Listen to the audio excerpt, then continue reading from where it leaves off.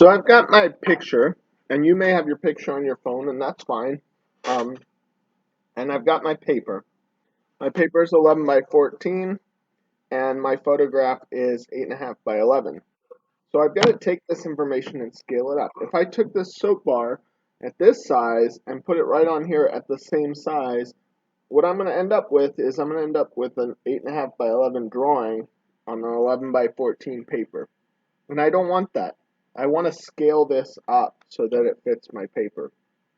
So there are a couple things we could do. Um, One thing I'd like to do is break this paper up into pieces so that it's easier for me to understand where things are aligning. And the first thing I'm just going to do real quick is fold the paper in half this way and then fold the paper in half this way and then unfold it. That shows me where the center lines are on my paper. Now, I don't want to fold this one. I don't want this paper to get wrinkled or folded at all because that doesn't demonstrate quality craftsmanship, and I want to show quality craftsmanship.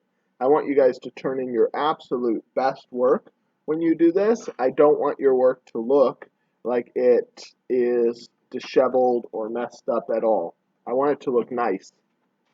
So what I'm going to do is I'm going to figure out where the halfway points are on here, and I'm going to use a ruler, or I could just guesstimate if I wanted to. I got to make sure on this kind of ruler, I don't start at the end of the ruler, I start at the 0. Some rulers, the end is the 0.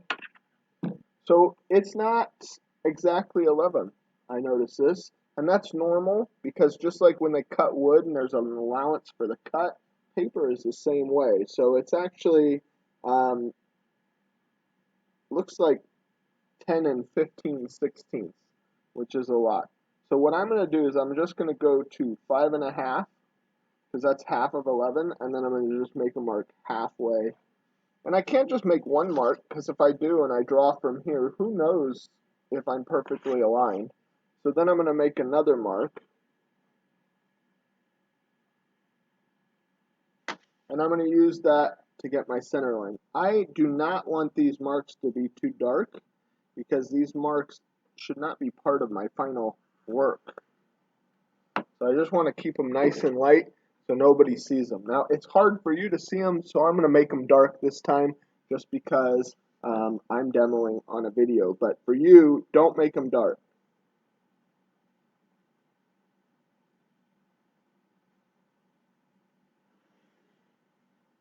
But I'm going to make mine dark enough that you could actually see something. Okay? So now I need to measure up and down is 14. So again, I don't have a 14-inch long ruler here, so I'm going to just check to see what the actual thing is. And it's, again, it's got an 1/8 or a 16th allowance, so that's easy to figure out. So half of 14 is 7, and I'm going to just back up half of a 16th here.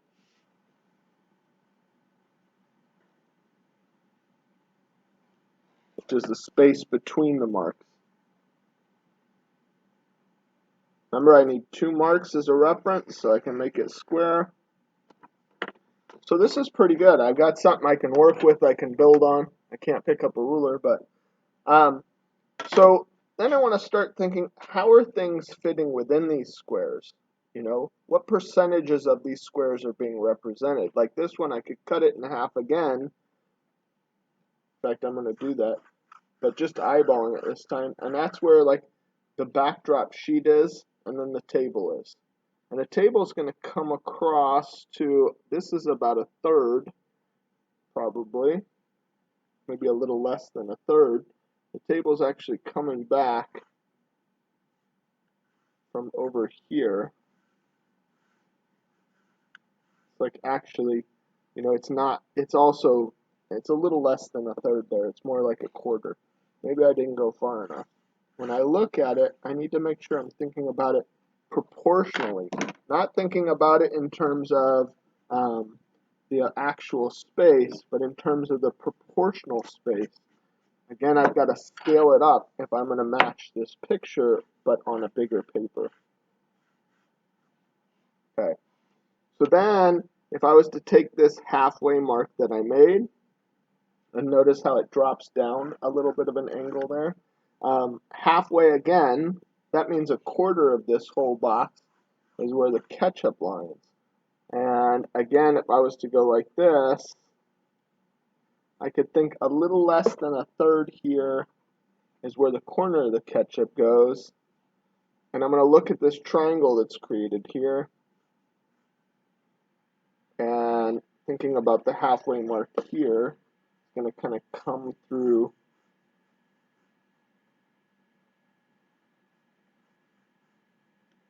And right now I'm trying to use my analytical thinking skills, my mathematical thinking skills to help me build this with just the basic shapes and proportions. So I'm thinking about angles, like I might imagine a line across here and then be able to think about this triangle and does that triangle match? And think about this triangle. Our brains are designed to help us interact with the world in a practical way. So we're less concerned with how things really look from like a scientific standpoint from our brain. So we've got to overcome that part of ourselves and try and figure out how to draw things the way they actually look. Easier said than done, I think. So I'm going to come across here, and this actually needs to overlap the ketchup. This actually needs to overlap the ketchup some. So I'm thinking this is about halfway here. So I think that the ketchup packet needs to come a little faster because the number 8 kind of stops there. So the ketchup needs to go under that. So I'm revising, constantly revising what I'm doing to make sense out of it. So then if this is halfway, right, if I draw that halfway line, and then this is about a third, so I could break this into thirds. It's a good thing we're painting because I got orange stain on there from an orange. So then I can think about how this third, it kind of crosses here.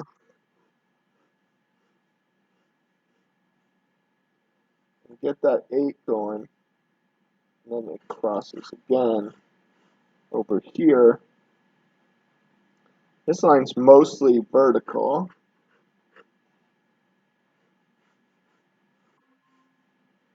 I can use this to start to figure out where that 8 goes. And then the actual number 8 here also needs to be in perspective like this. So I could think about how much space is here and here and use these lines as a guide because there should be an array of lines that kind of goes all the way down like this. And my 8 needs to fit within that. So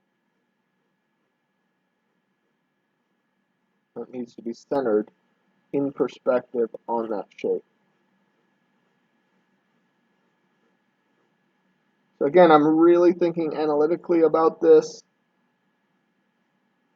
trying to use that side of my brain that can deal with problems this way. A lot of people are like, I'm not artistic at all. Math's my thing. Well, you know, drawing things the way they look is a very mathematical skill. So good for you.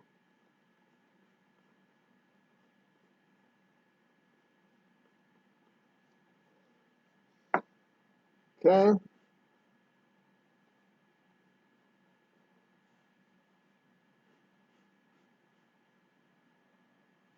All right, good. So I've got that going on. And these are good references for everything else in my drawing. So I might come over here. I've got this corner of the box kind of lines up with that. So I could use that as a reference. Come almost to the top, almost to the bottom. Very slight angle. It's going to get covered anyway.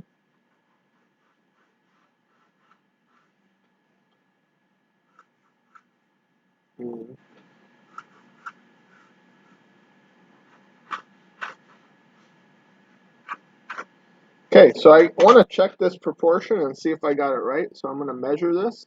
This is 1 unit of measurement. And notice how down here it's different because it's flaring at the top, right? The top's closer to us, so it's getting closer. And it's about the same because I was pretty close. So 1 unit from the top, and then I'm going to measure that. So 1 unit from the top comes to about here. So if I was to think about this as a square, right, I should be about there. Now, how much of that square, how much is above that square? And I would say it's less than a quarter. So I've got, like, when I did mine, let's see if I even got close. So I didn't. So I'm not even square there. So, but I've still got more than less than a quarter. I've got a clear quarter there. So I definitely want to reduce the height of that. One way I can do that is to increase the width, because obviously that's the right amount of space, um, as long as my paper and the proportion of this are the same. Oh my gosh, what if they're not? So I'm going to put this picture, and I'm going to line up not the paper, but the actual photograph with the corner of my paper, and then I'm going to draw through the corners. So from this corner to that, I'm just going to have to aim there.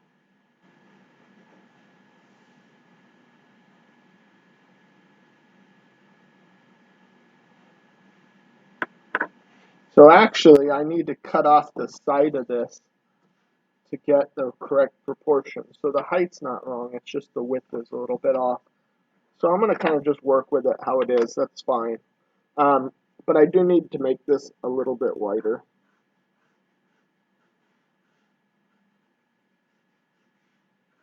And I'm trying to get it to flare out a little more at the top too. I think that's probably pretty close.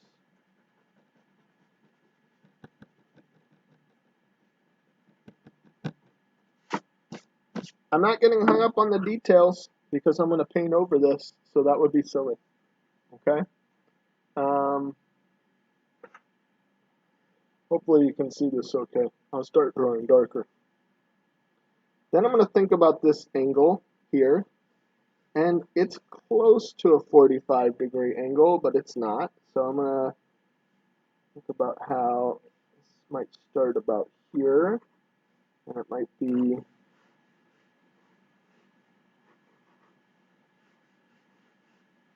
the reason I know it's not a 45-degree angle is if it was, this side and this side would be the same, right?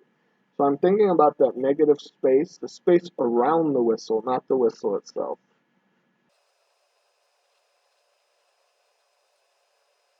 Goes under a little.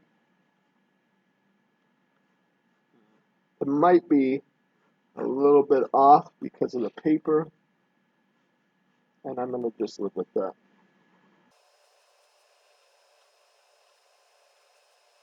Every drawing can get fixed. There's no perfect drawing. So I'm going to kind of move forward and feel happy about where I'm at. Sometimes if you start getting too compulsive about that, it will make it hard for you to finish any of your drawings. Okay. This actually needs to taper more. So I noticed the part, throwing my pencil, the part where your mouth goes in gets narrower here as it comes forward. And I think that this angle is wrong. So I'm going to just draw a little triangle on my paper, try and recreate that here. That should help me understand those angles better. Okay, and let's see these pearls. So I'm going to think about how they curve, but I'm also going to think about the size difference. So this is one of the pearls up front, is about this wide, and look, that's like almost 2 pearls up here. That's important to note because if I have the pearls be the same all the way through, I'm not going to really capture the dramatic, size change as it comes forward. So I'm going to try and make a path here, kind of comes from here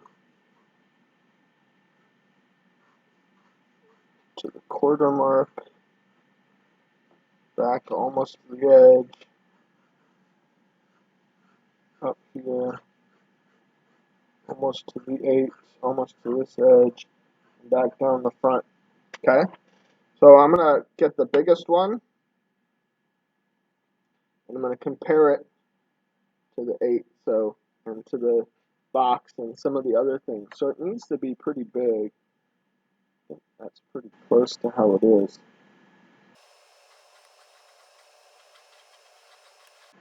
I'm going to draw the whole circle so I get a nice curve. I'm letting my arm, my whole arm from my elbow all the way through, not just drawing with my wrist, but letting my whole arm be up off the table so I can move in a good circular motion.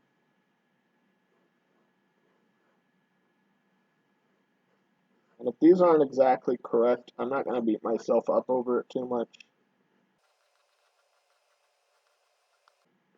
I'm going to notice how when I'm looking at the side, I see a lot more of the circle than when I'm looking down towards them.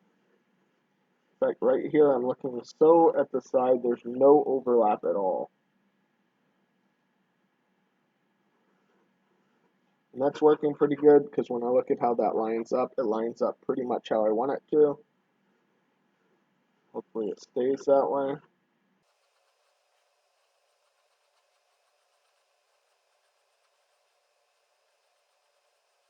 Paying attention to how much they're overlapping here.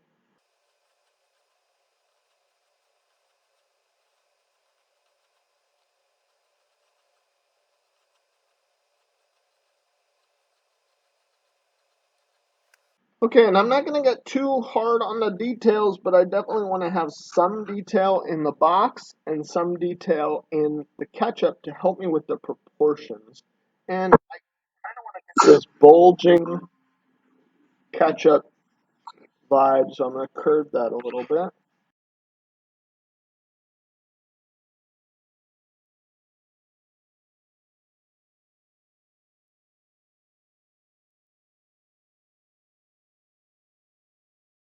Thinking about how where the halfway mark is on this and halfway this way.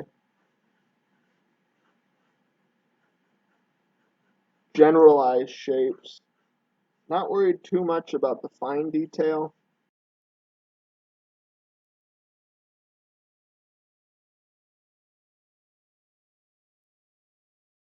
I'm getting pretty close to being done and ready to start painting. So my goal is to kind of flesh this whole thing out so that I can see it, feel good about it, and get ready for painting. I'll get a little closer. You might be able to see it better that way.